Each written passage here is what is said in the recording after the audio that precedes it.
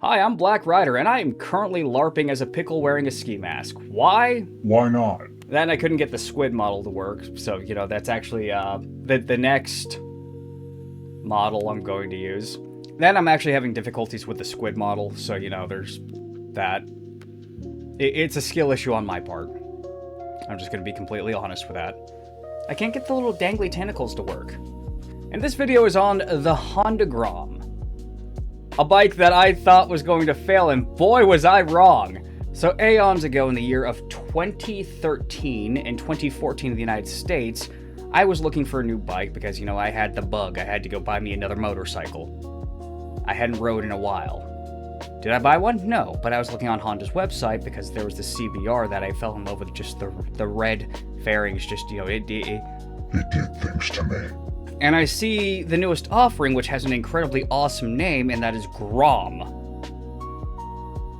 And then I saw that it was a 125 single cylinder, and I instantaneously wrote it off as something that was going to be not a good seller, not something I wanted. And why the fuck did Honda even do that in the United States? And then I find out how stupid I really am, because boy, the sales, whew. And years later, we hear rumors, numbers that they sound too fantastical to believe. Yet, part of you kind of wonders. 20,000 units on backorder in the United States, 77,000 worldwide. And then I go from one of these guys who sit there and laugh at the thing to wanting one. And since I like to DoorDash, I thought one would make a perfect delivery bike, and so I went to the town next door to talk to them about buying a Grom. They had one in white, in which they told me no! Not because my credit score was crap, and it was. It still is, but not because of that. And not for not having enough money for the down payment, because I was literally like $500 off from having enough money to cover the MSRP on its own. Like $500 off. But because something was wrong with the emissions, whatever, that they have on the Grom, I don't know exactly. I've never actually worked on a Grom. But the closest I've actually had contact with a Grom was one of the guys who owned the gym next to my house actually rides one to that gym whenever he'd have his morning workout, and then he'd ride it back. I was not happy. But you know what? Things happen. There was a monkey. I almost paid for that. But then I decided, you know what? I need to save my money. And then my Buick dies, and that's going to be the next video. Because I hate that freaking car. Literally, I blew the engine doing Amazon deliveries.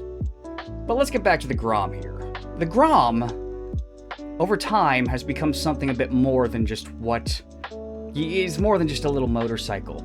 It's literally a revolution, and I'm not trying to be overly dramatic about that. But let's get into the story. So listen up, you beautiful bastards. In a world of big trucks and no replacement for displacement, Honda said hold my beer and drop the Grom, a 125cc plastic gremlin that weighs nothing and still conquers everything. The Honda Grom today is what the Honda Super Cub was to yesteryear. The Honda Super Cub, if you don't know, is literally the most mass-produced vehicle to have ever existed. Insert numbers of Super Cub here.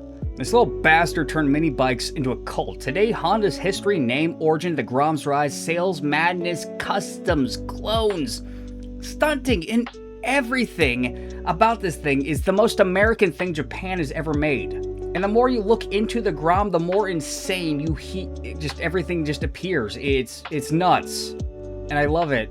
So enter in Sotaro Honda. Yeah, the guy, the man, the myth, the legend.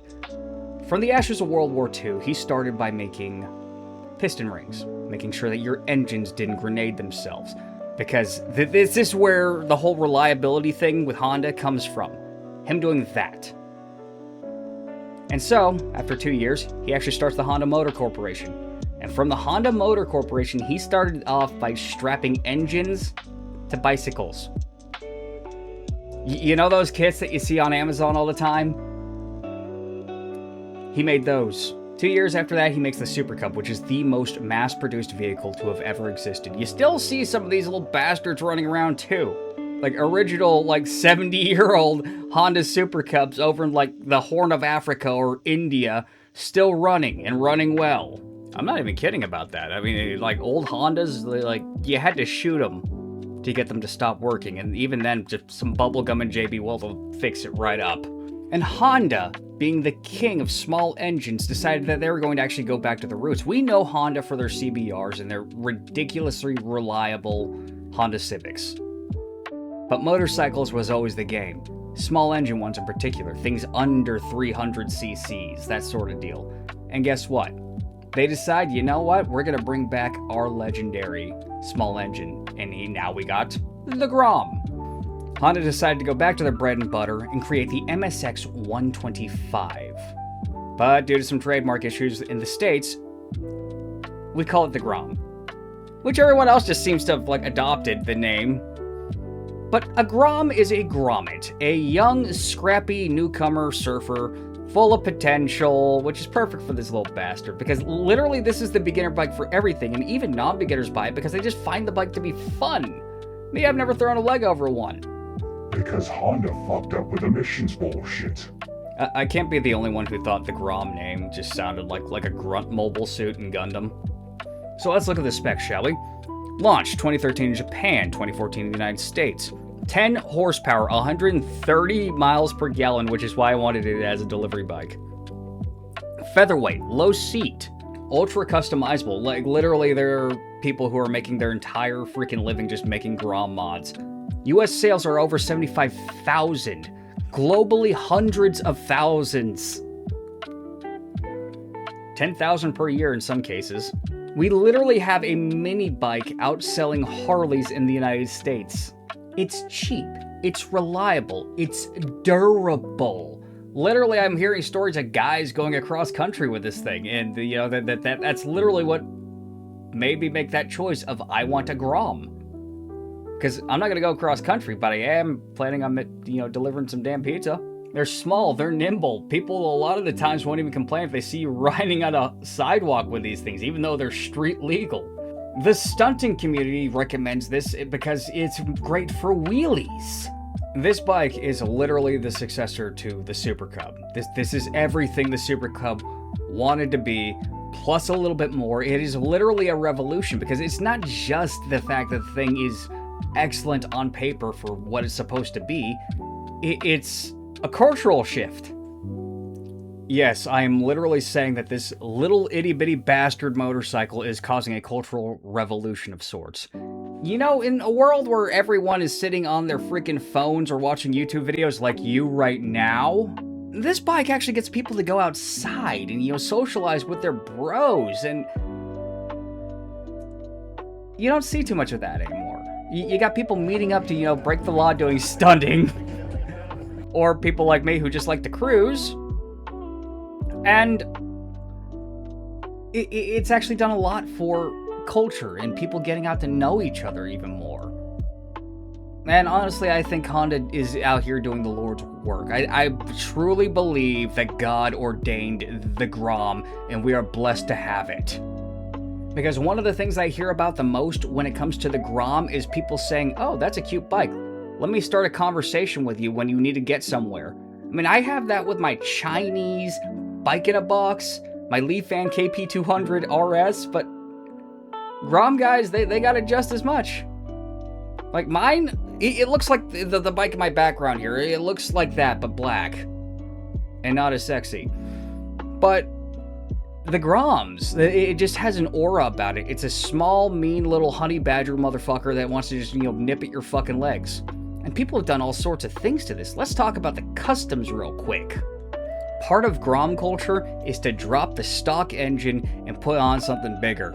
Yeah, big bore kits are a thing, but you hear more guys talking about just like, well, why don't I just get the 190cc with the EFI and blah, blah, blah.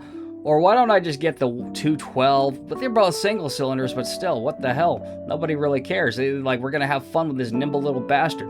Or you're going to have some guys who, honestly, I wonder if they're compensating for something, who's going to put a freaking Ducati engine on the damn thing. And I'm not kidding, here's one.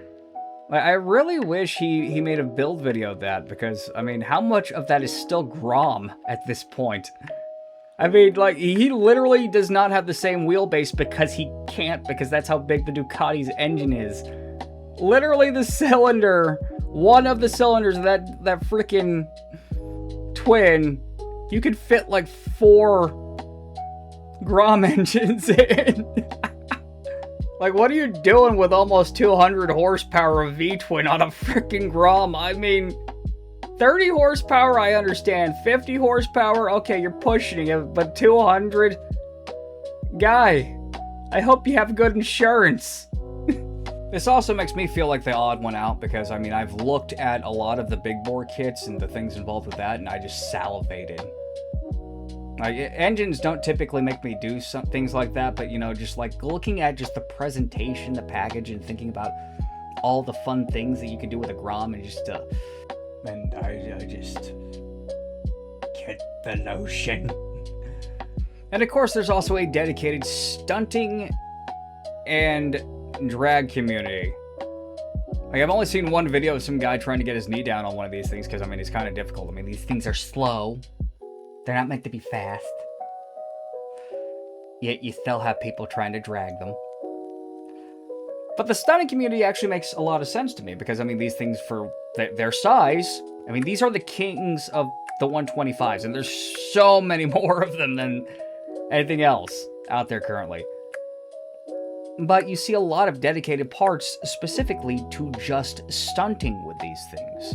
But the stunt community absolutely loves these little bastards because they're cheap, they're quite torquey for what they are, and you can find parts to add anything. And they're just super customizable, just on their own basis, but just the amount of parts. And if you break a Grom trying to stunt with these little bastards, you're not going to be anywhere near as much out on money than you would if it was a Gixxer. When I was a young buck and I still haven't thrown a leg over a bike, there was a motorcycle magazine whose name I actually forget, but most of what that magazine included was just people talking about their custom Hayabusas and the stunting community. The mass majority of stunt bikes were older, they were older Gixxers. Now, you break one of those, you fuck up a wheelie, lay the thing on its side, you might be out a couple $1,000. That same price that you would have to pay to fix the Gixxer, you could buy a Grom. You see where I'm going here? You can literally buy a Grom with the amount of money that it would cost to repair a Gixxer. And if you look at the insurance on these Groms, I've literally heard people say that they literally spend $130 a year for insurance. That's awesome. That's actually less than my Leaf N KP200. But what do you get whenever you have success? You have the imitators. I literally just thought about like 90% of the SoundCloud rap community. Now, success has bred a lot of clones. Leaf Fan actually has their 150, which is faster, yes, but it doesn't have anywhere near the customizability as the Grom. You have the Boom Vaders, which are literal almost one-for-one clones of the Grom, minus the engine. And literally what I've heard from a lot of people is that every part on the Boom Vader, with its specific copy of whatever generation of Grom, you can actually, like, one-for-one take parts from the Grom and put it on that, and it'll work so long as it's not part of the engine. The engines, that's a whole different story. But I've also heard stories of guys just buying Grom engines off eBay and just putting it on their Boom Vaders to fix whatever the issues that the Boom Vader has. And, like, the engines, they don't stay around for long on eBay, because you can do so much with them, and a lot of people blow them the fuck up. And from the larger competitors, you have the Kawasaki Z125. It's an awesome bike, but it's still no Grom. The engine just, it doesn't, come close. It just doesn't have that taste. You know what I'm saying? You got the CF Moto Papio Nova. It's got some retro style. There's even some fairings for it, which I'm surprised I've not seen, like, aftermarket fairings kit to make it a little sporty sport boy. You also got the CF Moto Papio, which has its scrambler version and it's got its fully faired version, which, I mean, it is just a cute little bastard. I want one of these. I would love to see these fairings on a Grom. Like, I'm surprised I haven't seen any, like, aftermarket kits for that, but, I mean, just, make your little Grommy a little sporty sport. Yeah, a little adorable sporty sport. Now, I've heard many great things about the CF Moto Papio. And unlike the Grom, which has either a 4 or a 5 speed shifter, the Papio has 6, which feels fucking redundant to me. And who else has also done it? Benelli. I actually know nothing about the Benelli version. Nothing. Like, I've seen literally one video on the Benelli 125, whatever the fuck. I know nothing about it. And speaking of, like, literally because of the emissions thing, I was literally debating as to whether or not I wanted to go back and, go just take my shitty Buick and go to the city and go get a CF Moto Papio with all the money that I had, But then the Buick, the engine blew up. Next video. In conclusion, the Grom has created a renaissance for motorcycling. A hobby that I think was in large part dying in the United States and in the West in general. But Honda brought it back, and I love that. I love doing things on my motorcycle, and I wish I'd see more people on bikes. Even the bikes I don't like and have some not-so-nice stereotypes about. I'm looking at you, Harley. This little motorcycle has brought people together. This little motorcycle has, like, revived an industry of its own. People who focus on small engines and doing upgrades and things of that nature. It's interesting to watch. And, I don't have the money right now. In between, saving up a little bit of money for my daughter's college fund and, saving money for myself. I really don't want to have to dip into my daughter's college fund.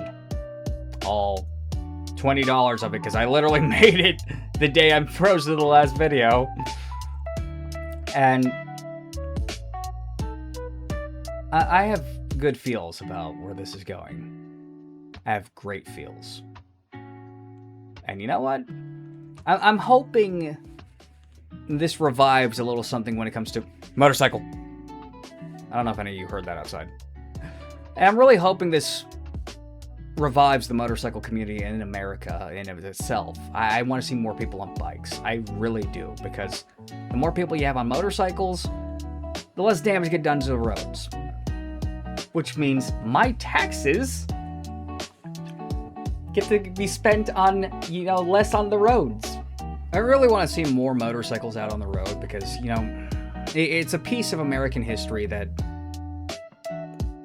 I think is something that needs to be revived. I mean, this country had so much history when it comes to motorcycles, and we see that bit of the culture dying. And there's a number of reasons why. The medium age of motorcyclists nowadays is like 50, 60 years old.